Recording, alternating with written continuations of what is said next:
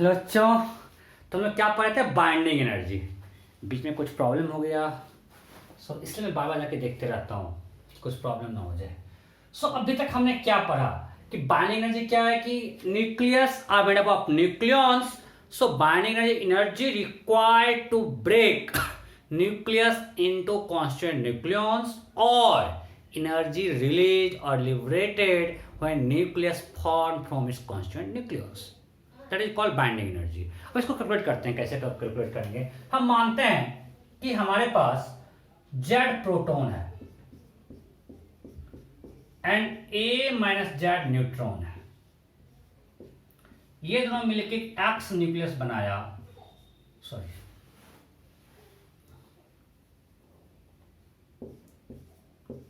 और कुछ एनर्जी होगा। This Q is called binding energy. हमको निकालना है तो एनर्जी आया कहां से?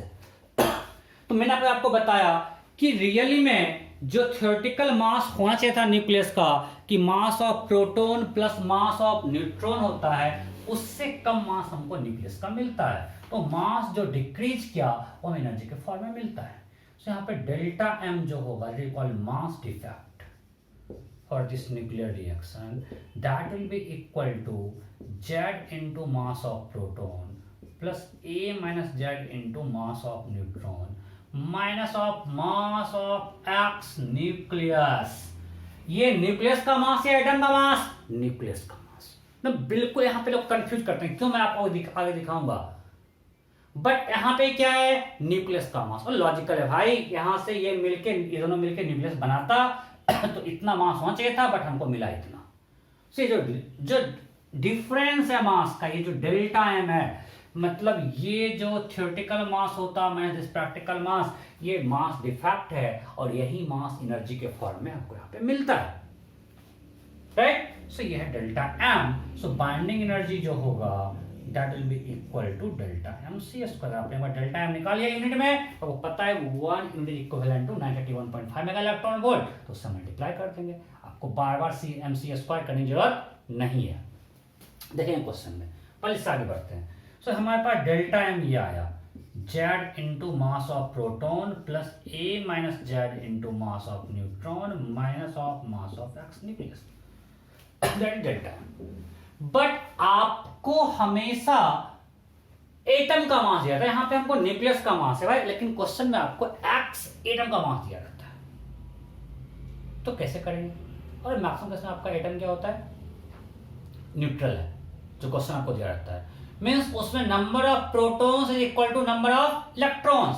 मींस अगर आपके पास एक्स एटम है तो mass of X atom will be mass of X nucleus plus Z into mass of electron, because an atom contains nucleus and electron. So mass of X atom will be mass of its nucleus plus mass of its electron. So अगर इसका atomic number Z है, electron भी उसमें Z है। So we can write it, this is equal to Z into mass of proton plus A minus Z mass of neutron minus mass of nucleus equal to mass of atom minus mass of electron. So mx minus Zm। मैं आपको convention में जहां पे n लिखूंगा मतलब nucleus का मास है, अगर हमने ये लिखा दिस इज मास ऑफ, ये मैं यही यूज करूंगा एक्स न्यूक्लियस, कोई स्टैंडर्ड नहीं है, मैं इसको यूज करूंगा। अगर मैंने mx लिखा मींस मैं लिख रहा हूं मास ऑफ एक्स एटम, ठीक है? अब यहां से माइनस माइनस प्लस, इसको थोड़ा प्रोटॉन और इलेक्ट्रॉन को साथ कर लेते हैं।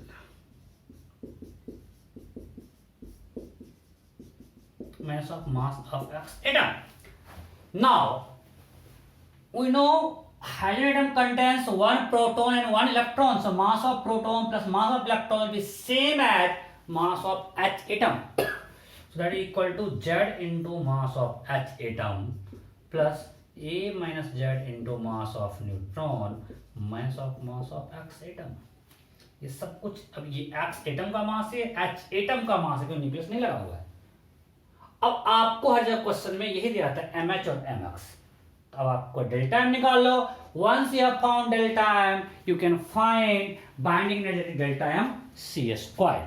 फटाफट इसको नोट कर लीजिए, फिर हम लोग क्वेश्चन करते हैं। नोट कर लिए? ओके, करते हैं क्वेश्चन। मिटा रहा हूं इसको।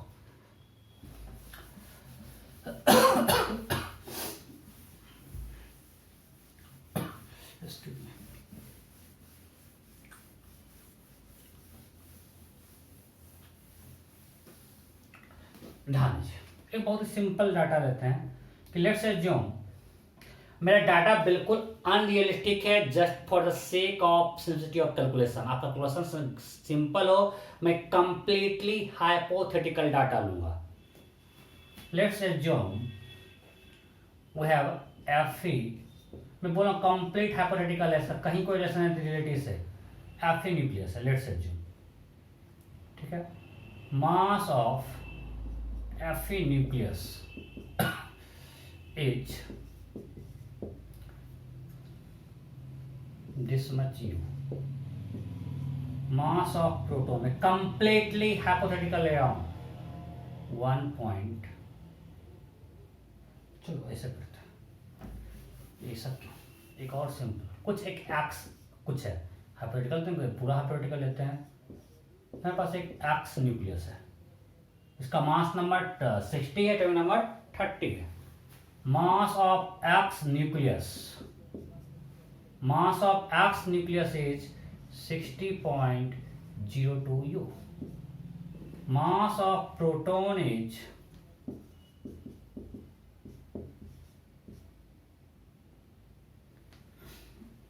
1.1 U. Mass of neutron is, मैं बोला डाटा कंप्लीटली हाइपोथेटिकल है, इतना ज्यादा होता नहीं है।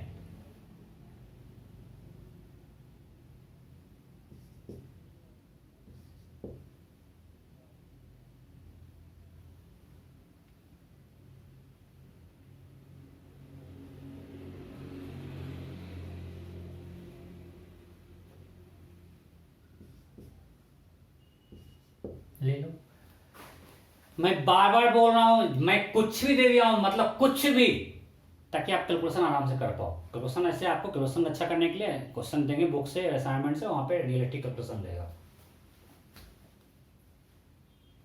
देन क्वेश्चन इज फाइंड, अब मैं उतना क्वेश्चन करूंगा बहुत टाइम लगेगा ना, इसलिए मैं डाटा एनालिटिक्स ले रहा हूं, बस आपको प्रोसेस सिखाना चाह रहा हूं मैं। Binding energy of X nucleus, मेरा एम है आपको कैलकुलेशन ही सिखाना, प्रोसेस सिखाना। ऑप्शन ए,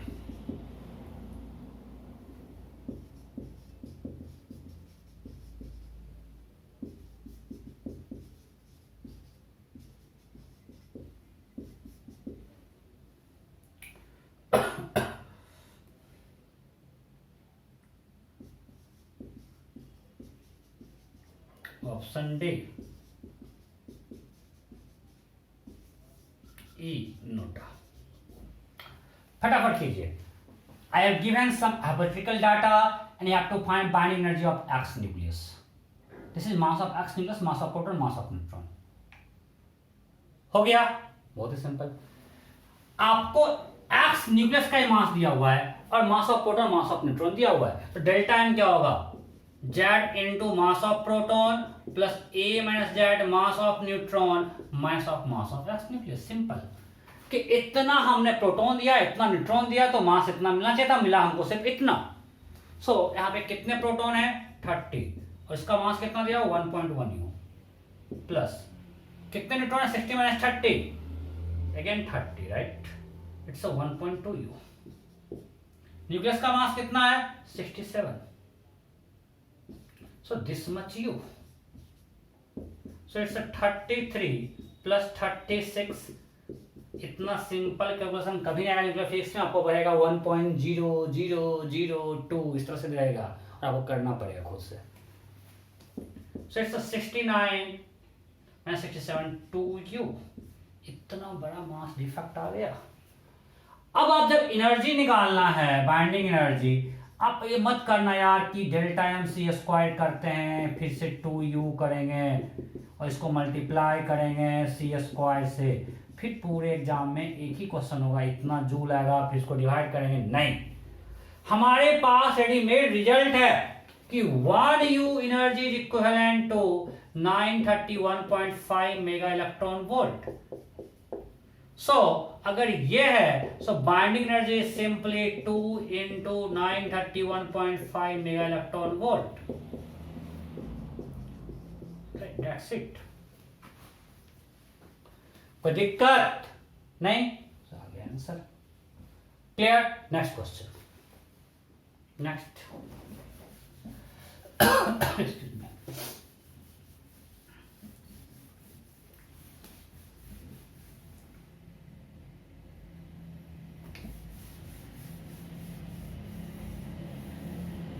चलो किसी का वर्टिकल डाटा लेते हैं हम। हमारे पास एक एक्स न्यूक्लियस है 3080, कुछ मैं दे रहा हूं, मैं फिर से बोल रहा हूं। आपको दिया हुआ है mass of X atom is,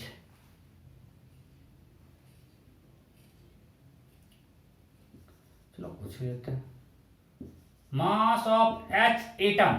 हमने क्या बोला? मास ऑफ एच एटम, इसलिए मास of X atom, mass of H atom is, फिर से लेते हैं 1.2 u, and mass of neutron is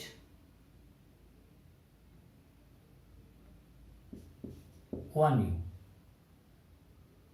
कुछ भी ले रहा हूं यार, अब इतना ही गंदा नहीं लेते हैं, अंदर बिल्कुल बहुत बुरा लग रहा है। कुछ भी लेते हैं,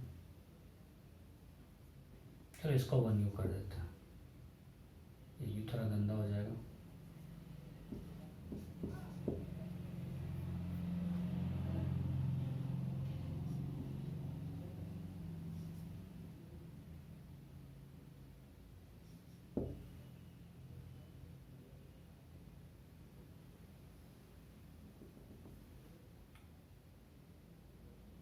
अपने मन से डालना है, कुछ भी हम डाल रहे हैं। Then question is find binding energy of X nucleus. You have to find binding energy. Option A.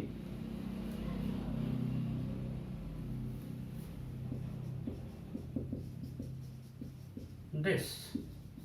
Option B. This. मैं बार बार डाटा कंप्लीटली हाइपोथेटिकल है, कंप्लीट हाइपोथेटिकल डाटा है, हाइपोथेटिकल।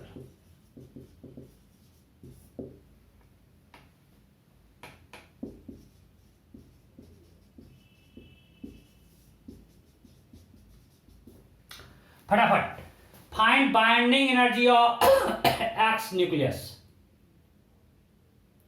हो गया, सिंपल है। अब यहां पे हमने मास ऑफ एक्स एटम, जब भी क्वेश्चन है ना यहीं से स्टार्ट करो यार, क्या दिक्कत है? आप यहीं से स्टार्ट करो, तुरंत तो वहां पहुंच जाओगे। यहां से स्टार्ट करो। अरे भाई ये है, बट यहाँ तो इसका मास दिया नहीं, यहाँ तो एक्स एटम का मास दिया, चलो रीअरेंज कर लेते हैं। आप हमको जो दिया है उस फॉर्म में आते हैं, रीअरेंज करने में कितना टाइम लगेगा? ओके, सो आ गया Z into M P plus M E plus A minus Z M N minus of mass of X atom. मजा आ गया। अब हमको सब कुछ दिया हुआ है। ये क्या है? Mass of H atom, so Z into M H plus A minus Z M N. मैं भी आपको डिराइव किया, फिर से मैं कर दिया, मुझे जब क्वेश्चन आएगा मैं यहीं से स्टार्ट करूंगा। कितना कुछ याद करूंगा यार, याद करने का उतना आदत नहीं है। सो यहाँ पे Z कितना है? 30, MH कितना है? 1.1, A minus Z 80 minus 30, mass of neutron 1.2। मजा आ गया। इतना सिंपल क्वेश्चन तो कभी नहीं रहता है। This much U, this is mass defect. ठीक है, 33 plus 60, 93 minus 83, this much U, 10U। इतना ज्यादा मास डिफेक्ट है, और हमें पता है कि 1U equal to 931.5 mega electron volt per C square. So binding energy will be 10 into 931.5 mega electron volt, that equal to 9315। दैट्स इट। इतना ज्यादा होता नहीं है, मैं बार बार हाइपोथेटिकल डाटा है। आंसर क्या हो गया? 9315 mega electron volt. Am I clear? So आपको बाइंडिंग एनर्जी निकालना आ गया। इसमें किसी को डाउट है क्या, बोलो? नहीं, क्योंकि अगर ये क्लियर है तो आपको फिर न्यूक्लियर रिएक्शन का क्यू वैल्यू निकालने में कोई दिक्कत नहीं होगा। ओके, सो अब आगे बढ़ते हैं। Next thing is stability of nucleus. Stability of nucleus.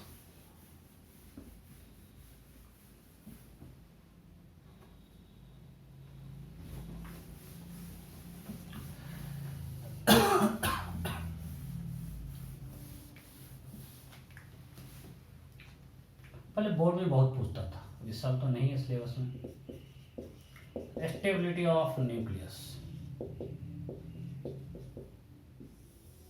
देखो, जब हम प्रैक्टिकल डाटा अगर हम प्लॉट करते हैं, यहां पे लिखते हैं नंबर ऑफ न्यूट्रॉन्स और यहां लिखते हैं number of protons, means N and P, और ये है मेरा 45 degree, means N equal to P line. इस पे क्या है, N equal to P, straight line है, एन इक्वल टू पी।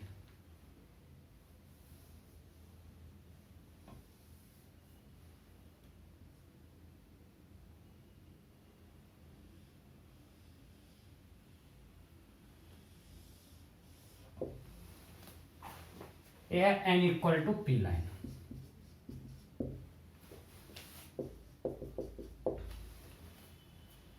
अब प्रैक्टिकली जो हमें न्यूक्लियस मिला ना, वो कुछ इस बेल्ट में है। जो भी स्टेबल न्यूक्लिया है वो यहां पे है, इस रीजन में। इसको मतलब यहां से लेके ये जो रीजन है, that is called stability reason.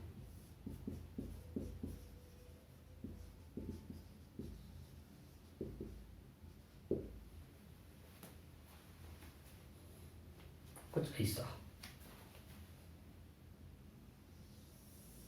इसको थोड़ा ठीक से बनाते हैं।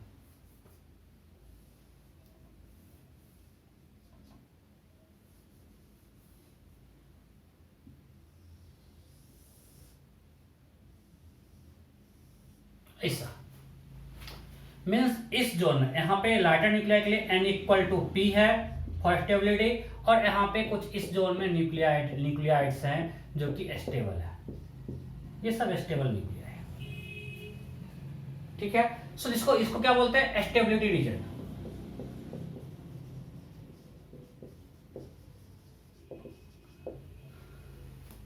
सो देख सकते हो इस सब का, या तो यहाँ पे n by P equal to 1 है, या फिर जब हम हैवी न्यूक्लियाई पे जाते हैं सो n by P is more than 1, right. यहाँ पे n इक्वल टू पी है, और हैवी न्यूक्लियाई में n by P is more than 1। So number of neutron number of proton से ज्यादा। तो इसको छापो फटाफट फटाफट, इसको छापो जल्दी जल्दी। ओके, सो यहाँ पे नंबर ऑफ न्यूट्रॉन्स अगर आप देखोगे इस रीजन में सारा means n by P more than 1 है। नहीं, जो स्टेबिलिटी रीजन है वहां पे n by P greater equal to 1। Later nuclear में n by P is equal to 1, और उसके बाद n by P more than 1। Number of neutron number of proton से ज्यादा है। क्यों, भी हम लोग डिटेल पढ़ेंगे, इसको डिस्कस करेंगे। मीन्स जो भी न्यूक्लियस स्टेबल इस बेल्ट में, अगर न्यूक्लियस यहां पे है या यहां पे है, अगर यहां पे हो या यहां पे हो, वो यहां से यहां जाने की कोशिश करेगा बाय रेडियो एक्टिव डिके, जो हम लोग आगे पढ़ेंगे। अल्फा डिके, बीटा डिके, इन बीटा माइनस बीटा प्लस, इन सब डिके से करके वो जाना चाहेगा इस रीजन से इस रीजन में। कौन सा डिके करेंगे सब अगले क्लास में पढ़ेंगे। अभी हमको बस इस पे फोकस करना है कि स्टेबिलिटी रीजन ये है। ओके, यहां number of neutron number of proton से ज्यादा है। क्यों? सो अब भी हमने पढ़ा प्रोटोन में रिपल्सन है, ठीक है। जब लाइटर न्यूक्लियाई है तो nuclear force short range force है। सो यहाँ पे न्यूट्रॉन प्रोटॉन जो भी है, न्यूट्रॉन प्रोटॉन का जो पेयर बनेगा, सो वहां पे रिपल्सन को उसने प्रोटॉन रिपल्सन को न्यूक्लियर फोर्स का अट्रैक्शन बैलेंस कर लिया। लेकिन जब हैवियर न्यूक्लियाई होगा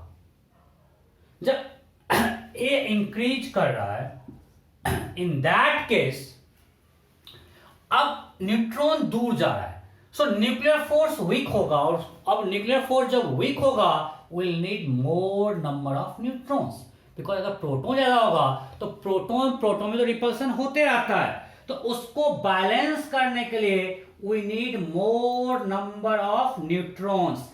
इसीलिए जो हैवियर न्यूक्लियाई हैं वहां पे number of neutrons number of proton से ज्यादा है। यहां तक कोई डाउट है क्या? नहीं, पक्का, बिकॉज हमको पता है कि nuclear force is short range force, since nuclear force is a short range force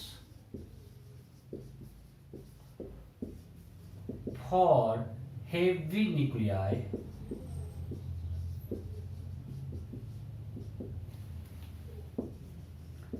due to increase in its size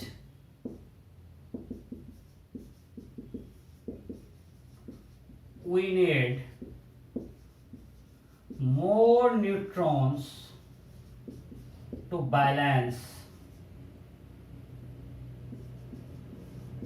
proton repulsion.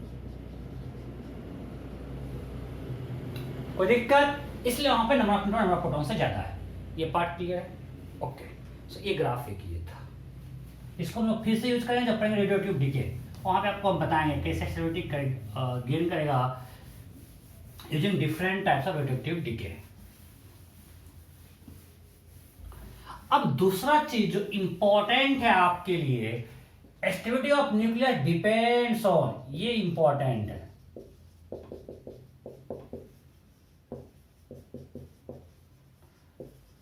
Binding energy per nucleon, binding energy per nucleon instead of total binding energy of nucleus.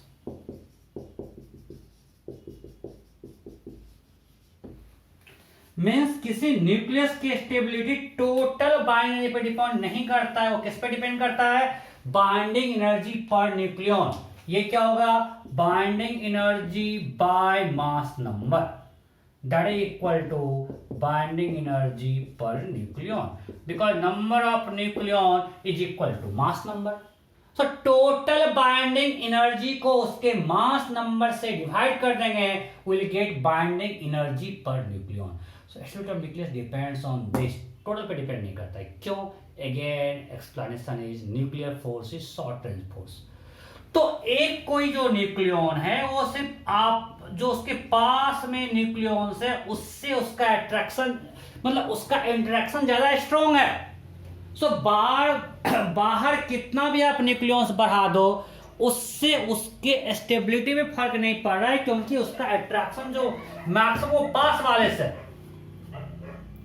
और आपको पता है कि density of nucleus is independent of mass number, मतलब इसके पास में कितना nucleus है वो नंबर मास नंबर पे डिपेंड नहीं करता है। ये पॉइंट क्लियर है? आपको पता है density of nucleus is independent of mass number, मतलब किसी पार्टिकुलर बॉडी में नंबर ऑफ न्यूक्लियस ऑलमोस्ट सबके लिए सेम है।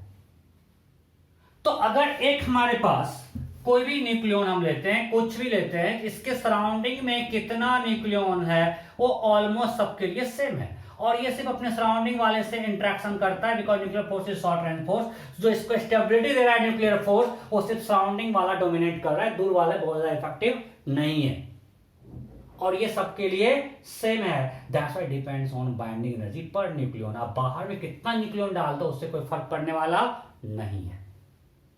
Am I clear? Because again ये ब्रैकेट में डाल दो, बिकॉज इसको थोड़ा ये करते हैं,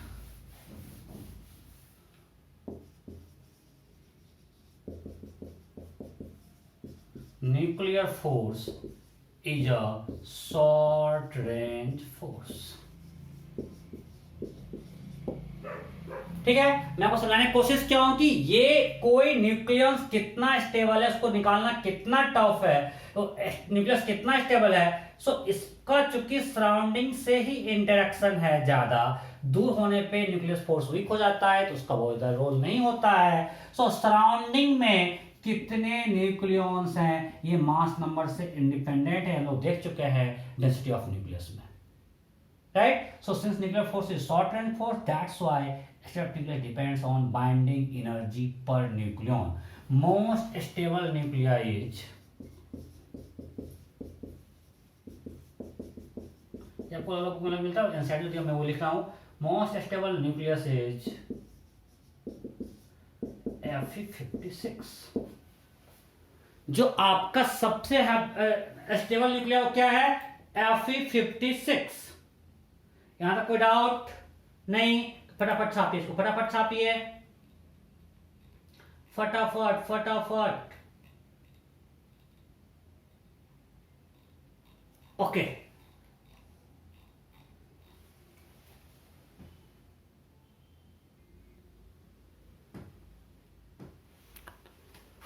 सो ये है हमारा मोस्ट स्टेबल न्यूक्लियस। इसका जो होता है binding energy per nucleon approx, I think it's binding energy per nucleon of Fe56 is approx 8.75 mega electron volt, it is per nucleon, ठीक है। अब अगर हम ग्राफ प्लॉट करें binding energy per nucleon versus mass number,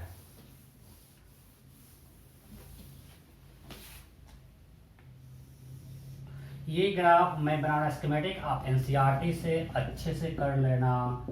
all तो अब तो आपको बोर्ड में है नहीं इस बार, तो बहुत ये इंपॉर्टेंट नहीं रह गया, अदरवाइज ये ग्राफ पूछा जाता है।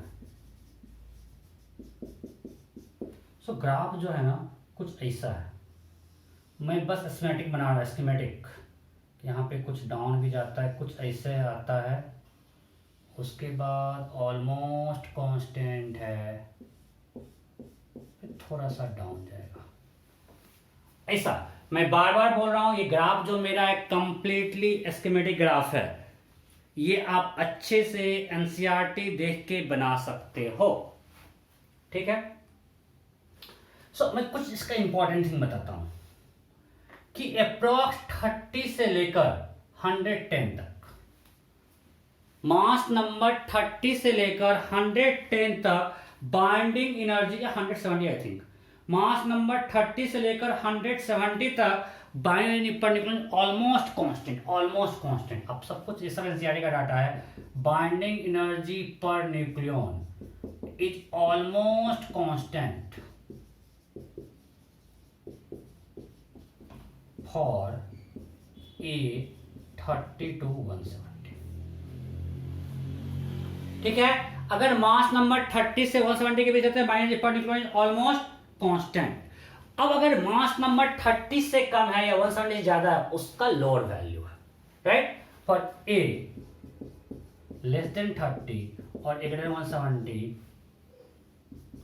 बाइंडिंग एनर्जी पर न्यूक्लियन, ठीक है, बाइंडिंग एनर्जी पर न्यूक्लियन, मैं जहां भी लिख रहा हूं B Y binding energy per nucleon has lower value. In fact इसी ग्राफ से लोग एक्सप्लेन करते हैं nuclear fission and fusion.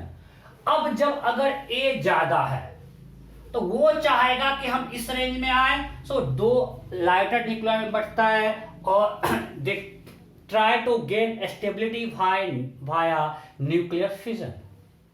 For have nuclei having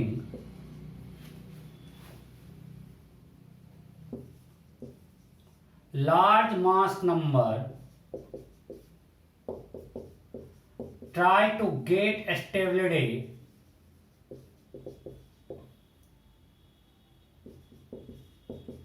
via nuclear fission by dividing into, मिटाएं,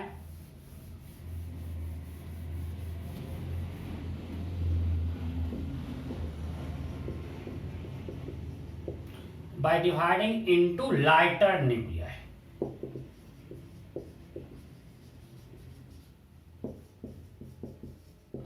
जिसका मास नंबर ज्यादा है वो चाहेगा यहां से यहां आए, तो एक हैवी न्यूक्लियर दो स्मॉल लाइटर न्यूक्लियर में डिवाइड हो गया, तो इस रेंज से इस रेंज में आ जाएगा, बाइंडिंग एनर्जी पर न्यूक्लियन ज्यादा हो जाएगा, it will gain stability, right.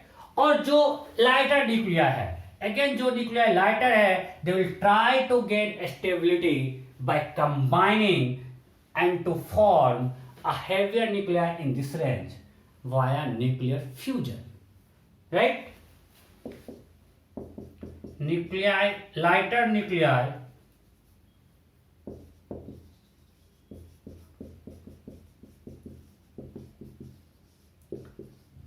try to gain stability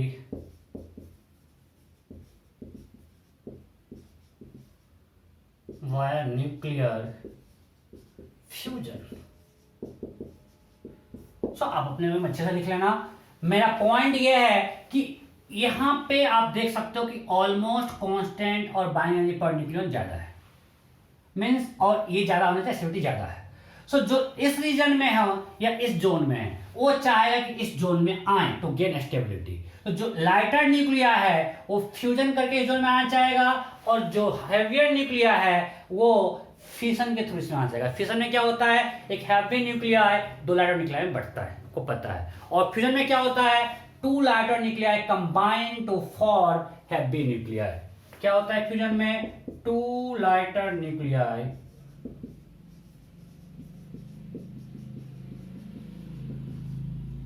combine to form heavy nuclei. So ultimate aim है इस जोन में आना। कोई दिक्कत नहीं, डाटा सब अच्छे से ग्राफ बना हुआ है एनसीईआरटी से, आप अपने कॉपी में स्पेस हो सकते हो, अच्छे से एनसीईआरटी से आप डाटा के साथ ग्राफ बना सकते हो, बट आपको याद रखना पड़ेगा। नहीं याद रहा तो ऐसा मैंने समय बनाया, जिस मुझे डाटा याद नहीं है सब मैंने ऐसा बना दिया, ठीक है, क्योंकि मेरे लिए वो इंपॉर्टेंट नहीं है, आपके लिए इंपॉर्टेंट है, बोर्ड के लिए आप अच्छे से बना लेना। बोर्ड में पूछता ही था कि ग्राफ बनाओ and explain nuclear fission and fusion using this graph, तो यही उसका सॉल्यूशन था। ग्राफ बनाओ फिर दिखाओ कि स्टेबिलिटी किस जोन में है, 30 to 170 के बीच ऑलमोस्ट बाइनरी पर न्यूक्लियन कांस्टेंट है, वहां पे स्टेबल न्यूक्लिया है, तो जिसका मास नंबर उससे ज्यादा है वो दो पार्ट में बट के इस जोन में आना चाहेंगे भाई न्यूक्लियर फिशन, एंड जिसका मास नंबर 30 से कम है, मतलब जो लाइटर न्यूक्लिया है, they will try to combine and come into the range of 30 to 170 to form stable nuclear via nuclear fusion. ठीक है, अभी टाइम बचा है क्या, थोड़ा सा बचा है। Next thing is nuclear reaction.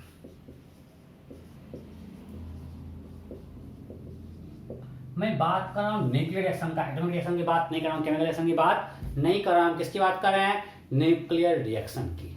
अगर मानते हैं मेरे पास न्यूक्लिया है A and B, they combine to form C+D and give some energy, let's say.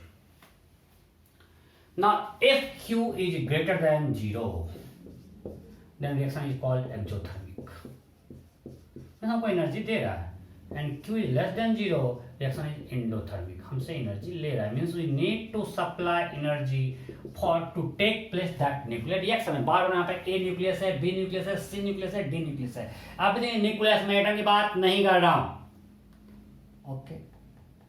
अब सिंपल होता है मास एनर्जी इक्विवेलेंस से, आपको कंबाइनेशन बता चुके हैं। अगर यहां से यहां मास डिक्रीज किया, अगर mass of A nucleus plus mass of B nucleus is greater than this, मतलब यहां से मास डिक्रीज किया, तो जो मास डिक्रीज किया उसमें किस फॉर्म में मिलेगा, एनर्जी के फॉर्म में, तो इसमें क्यू ग्रेटर देन 0 है। और अगर mass of A nucleus plus mass of B nucleus is less than this, तो यहां से मास बढ़ गया भाई, तो मास आया कहां से, मतलब हमने यहां पे कुछ एनर्जी सप्लाई किया होगा, तो in that case Q is less then 0, reaction endothermic, right, हमें कुछ एनर्जी देना पड़ेगा। यहां तक कोई डाउट नहीं, ओके। अब कैसे एनर्जी देंगे, कितना देंगे, हम लोग आगे देखेंगे। अब कोई भी nuclear reaction, in any nuclear reaction,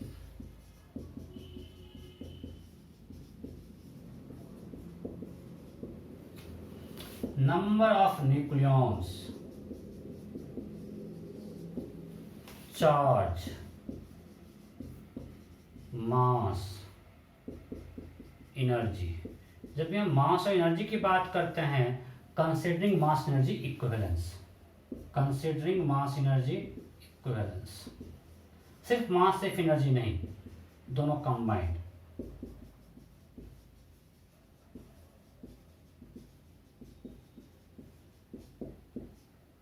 momentum, linear momentum,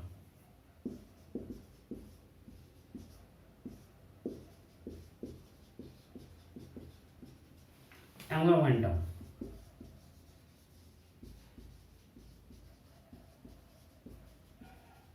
will conserve, ये सब कुछ कंजर्व करेगा कोई भी न्यूक्लियर रिएक्शन है।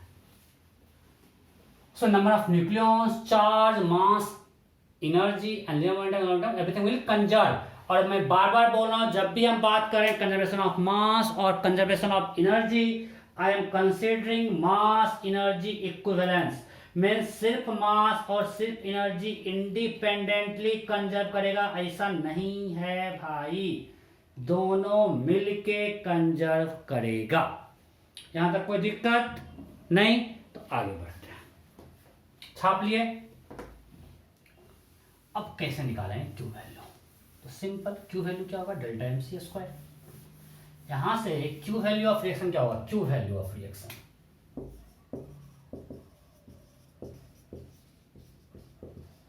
that is simply mass defect into c square। कोई दिक्कत नहीं है। तो हम लिखें तो क्या होगा? यहां से यहां चलते हैं, मास ऑफ ए न्यूक्लियस, मैं फिर से बेसिस स्टार्ट किया हूं, this minus mass of C nucleus minus mass of D nucleus, this into C square. ध्यान देना, यहां तक कोई दिक्कत नहीं? ओके, नाउ अब आपको डाटा, रियल ये है आपका इक्वेशन, न्यूक्लियर रिएक्शन है तो यहाँ पे न्यूक्लियस का मास लेंगे, लेकिन डाटा में आपको दिया था एटॉमिक मास। तो अब क्या करेंगे? तो हम डेल्टा एम पहले निकालते हैं। सो डेल्टा एम है मेरा mass of A nucleus plus mass of B nucleus minus mass of C nucleus minus mass of D nucleus. But हमको तो एटम का मास दिया हुआ है, तो it will be equal to M A mass of A atom minus ZA into mass of electron. Mass of nucleus equal to mass of atom minus mass of electron plus mass of B atom minus ZB mass of electron minus mass of C atom minus ZC mass of electron minus mass of D atom minus ZD mass of electron. इसमें किसी को दिक्कत है कि mass of nucleus is mass of atom, मान ली कुछ ये है, तो mass of atom minus mass of its electron. तो अगर मानते हैं न्यूक्लियस जो हम बात कर रहे हैं एटम वो न्यूट्रल है, तो जितना उसका नंबर ऑफ प्रोटॉन है उतना नंबर ऑफ इलेक्ट्रॉन होगा, तो mass of atom minus mass of electron. अभी हम लोग बैंड एनर्जी कर चुके हैं। सो अगर इसको हम कंपाइल करें तो क्या आता है? M A plus M B minus M C minus M D, okay, minus या प्लस कर लेते हैं। अब देखो minus plus minus plus, so Z C plus Z D minus Z A minus Z B, mass of electron C square, sorry mass of electron, जैसे delta है। और maximum case में आपका ये जीरो होता है। जनरली मैं लिख रहा हूं, जनरली ऑलवेज नहीं। अभी आपको दिखाऊंगा बीटा प्लस डीके में जीरो नहीं आएगा। Generally Z C plus Z D is equal to Z A plus Z B. So ये जीरो हो जाएगा तो सिर्फ ये बचेगा मास डेल्टा। जब डेल्टा निकल गया तो Q delta M C square. इसलिए मैं बोलता हूं कुछ मत याद करो यार, यहां से तुरंत निकाल लो ना, कितना टाइम निकालेगा निकालने में। मैं बोल रहा हूं कि हमेशा ये जीरो का जरूरी नहीं। अब भी आपको एग्जांपल दूंगा, आज ही दूंगा कि ये जीरो नहीं है, तो उस केस में हमको तो निकालना पड़ेगा। तो याद क्यों करो, डायरेक्ट यहाँ से यहाँ ड्राइव करो, कितना टाइम लगेगा, it will take just 1 minute, right. और ये आ गया तो कुछ बचा ही नहीं। क्लियर है? सिंपल एक क्वेश्चन करते हैं।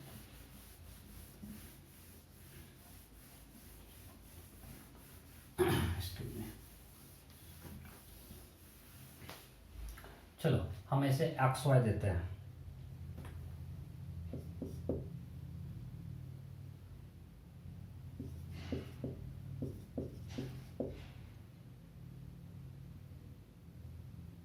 एक न्यूक्लियर रिएक्शन है दिस, से कुछ वाई बनाओ।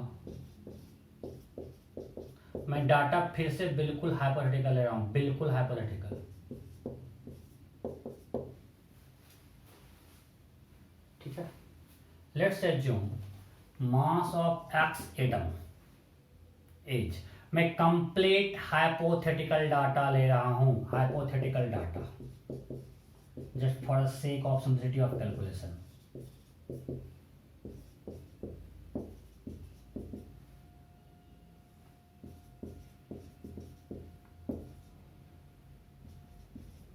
सब एटम का मास दे रहा हूं, सब एटम का मास है।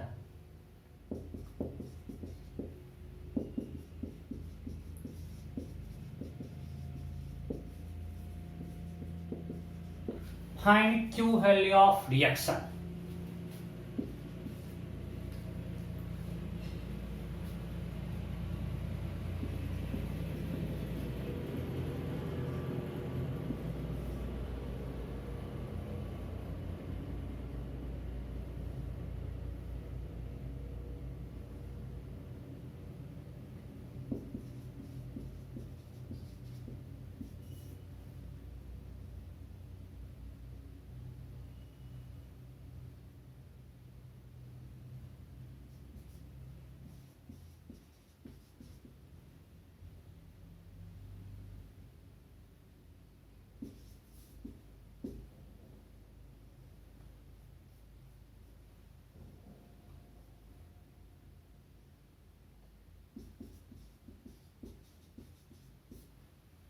So you have to find approximately data दिया हुआ है। Find Q value of reaction, फटाफट फटाफट। आपको सब दिया है, एटम का mass, mass of X atom, mass of Y atom, mass of helium atom. मैंने कहीं न्यूक्लियस का मास नहीं दिया आपको। हो गया? चलो मैं करता हूं। मैं सिंपली स्टार्ट करता हूं बेसिक से, बेसिक से, बेसिक से। क्या हुआ Q value? Mass of X nucleus पर डेल्टा एम पर निकाल लेते हैं। Delta M mass of X nucleus minus of mass of Y nucleus this helium nucleus. ये मैं डेल्टा एम, राइट। अब इसको लिखते हैं, चूंकि हमको दिया एटम का mass, that is mass of X atom minus 92 mass of electron, mass of y atom minus 90 mass of electron, mass of He atom minus 2 mass of electron. This is mx minus my minus mhe minus, ऐसे करते हैं minus plus. देखो 90 me plus 2 me, 92 minus 92 zero हो गया, तो delta M सिर्फ ये बच गया। यहां पे मास ऑफ इलेक्ट्रॉन कैंसल हो गया, तो हमारे पास सिर्फ बचा difference in mass of atom. So delta M equal to, ये कितना दिया हुआ था मैं सब भूल गया, 240 शायद ये था, और ये था ये शायद, मुझे याद नहीं है। सो 240 में 239.5 0.5 u. So now we know that delta mc square 0.5 into 931.5 mega electron volt is approximately 466. Clear? तो क्वेश्चन देख लेना, मेथड सही है। कोई डाउट है? नहीं? चलो एक और क्वेश्चन देते हैं आपको, एक और बस आज का लास्ट, फिर से को कंटिन्यू करें, क्यों वैल्यू भी खत्म नहीं हुआ है।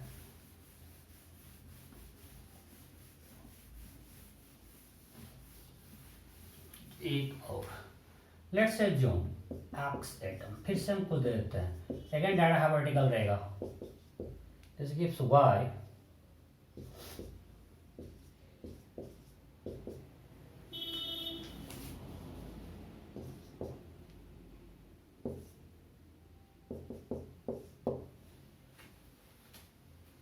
पोलिट्रॉन। चलो हम एक हाइपोथेटिकल करते हैं, साथ में ऐसे आता है न्यूट्रिनो पार्टिकल, उसको मैं भी छोड़ रहा हूँ। ये हमको एक रिएक्शन दिया हुआ है। Then if you have been given mass of x atom each, फिर से देते हैं same thing, mass of y atom each, then find Q value of reaction।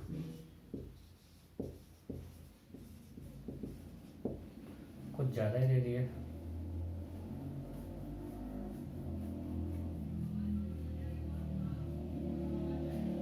Difference होता नहीं है, थोड़ा सिंपल इसको ये रिलेटिव करें थोड़ा सा।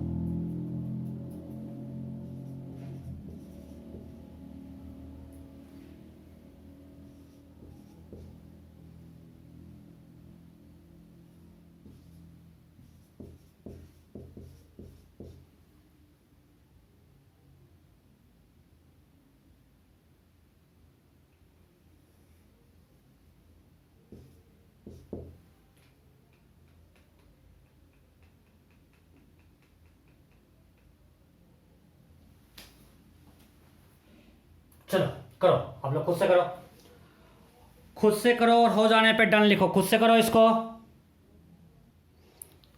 हो गया? अब मैं करता हूँ। यहाँ पे डाई यहाँ पे न्यूट्रॉन निकलता है, वैसे भी आपके लिए इंपॉर्टेंट नहीं है। ओके, अब यहाँ पे लोग गलती कर देते हैं। देखो ये डाटा यहाँ लिख लेते हैं। मैंने आपको ये दिया था, मैं बार बार डाटा कंप्लीटली हाइपोथेटिकल है। अब यहाँ पे मैं फिर से बोलता हूं, आप डेल्टा एम स्टार्ट करो न्यूक्लियस के मास से। मैं तो आपको बोलता हूं हमेशा इसी से करो। और यहाँ पे एक मास ऑफ इलेक्ट्रॉन भी है। इस न्यूक्लियर रिएक्शन में ये आ रहा है, हाँ या नहीं? यहां तक कोई दिक्कत नहीं? ओके, बट आपको दिया क्या है? एटम का मास। जो करते हैं, mass of X atom minus 92 mass of electron. ये क्या है? Mass of Y atom minus 91 mass of electron minus M, that is equal to mass of X atom minus mass of Y atom. यहां देखो minus minus plus हुआ, ठीक है? तो यह minus 92 M E plus 91 M E minus M E, that is equal to mass of X atom minus mass of Y atom 91 minus 93 minus 2 M E. मतलब अब आपका ये एमई कैंसिल नहीं हुआ, इसलिए बोलता हूं आप याद मत करो, समझो चीजों को। आपका यहाँ पे इनफैक्ट जब बीटा प्लस डी के हम लोग पढ़ेंगे उसी केस में ये दिक्कत है कि वहां पे मास ऑफ इलेक्ट्रॉन कैंसिल नहीं होता है। यहाँ कैंसिल नहीं हुआ, राइट? यहाँ पे बच गया, यहाँ पे माइनस 2 एमई। सो यहाँ से क्या आएगा? M x. सो अब क्यू वैल्यू अगर निकालेंगे, इसको सकते हैं M X minus M Y into C square minus 2 M E C square. और M X minus M Y 238.02 में 238.01, that is 0.01 u, right? So 0.01 u into C square कितना आ जाएगा? That will be 0.01 into 931.5 mega electron volt. पता है मैं element result use कर रहा हूं कि हमें पता है कि ये डेल्टा ये जो आया 0.01 u आया, and 1 u is equivalent to 931.5 mega electron volt per C square. तो 0.01 u is this much mega electron volt minus, ये मैं आपको ऐसा याद कर लो, क्वेश्चन करने का टाइम नहीं होता है।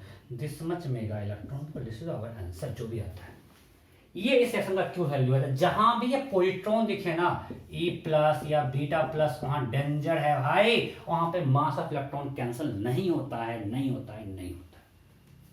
इसलिए कुछ याद करने से अच्छा क्या है, यहां से स्टार्ट करो, न्यूक्लियस से एटम पे हम लोग खुद पहुंच जाएंगे। कि डाटा तो हमको देता है एटम का मास से। क्लियर है? सो क्यू वैल्यू पे और हम लोग अगले क्लास में डिस्कस करेंगे। बस क्यू वैल्यू बचा हुआ है, रेडियोएक्टिविटी बचा हुआ है, डिफरेंट टाइप्स ऑफ डिके, वो हम लोग नेक्स्ट क्लास में कंटिन्यू करेंगे। ठीक है? रेडियोएक्टिविटी के लिए आप लोग को केमिकल काइनेटिक्स रिवाइज करके आना है, क्योंकि this is simply first order kinetics, कुछ भी नया नहीं बताऊंगा, complete first order chemical kinetics होगा। ठीक है? आज मैं यहीं पे एंड कर रहा हूँ। Bye bye.